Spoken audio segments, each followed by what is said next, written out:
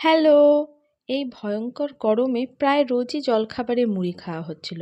তাই আজ ভাবলাম একটু অল্প তেল মশলা দিয়ে আলুর পরোটা বানিয়ে খাওয়া যাক।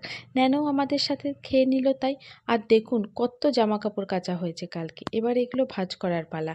নাহলে ঘরটা পুরো ভরে আছে। আর ন্যানো তো যখন তখন এসে সব ঘেঁটে দেবে একেবারে। আমাদের এত বছরের পুরনো নারকেল গাছগুলো কাটা পড়ল। আর একেবারেই ভালো ফলন হচ্ছিল না। তাছাড়া বাজ পড়ার একটা ভয় তো ছিলই।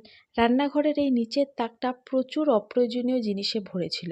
সেগুলো একেবারে সাফ করে ফেললাম। আর এই দেখুন আমার 5-1 শেলফটা এইখানে প্লেস করেছি। তবে পুরোটা কুলায়নি। পাশের একটা খুলে রাখতে হয়েছে।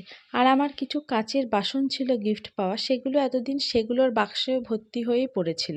সেগুলোকে সব আমি এখানে গুছিয়ে রাখলাম। তাহলে বেশ একটা জুগাড়ু কিচেন ক্যাবিনেট হলো না? কেমন লাগলো আমার আইডিয়াটা? আপনারাও ট্রাই করে দেখতে পারেন। আজকের মতো তবে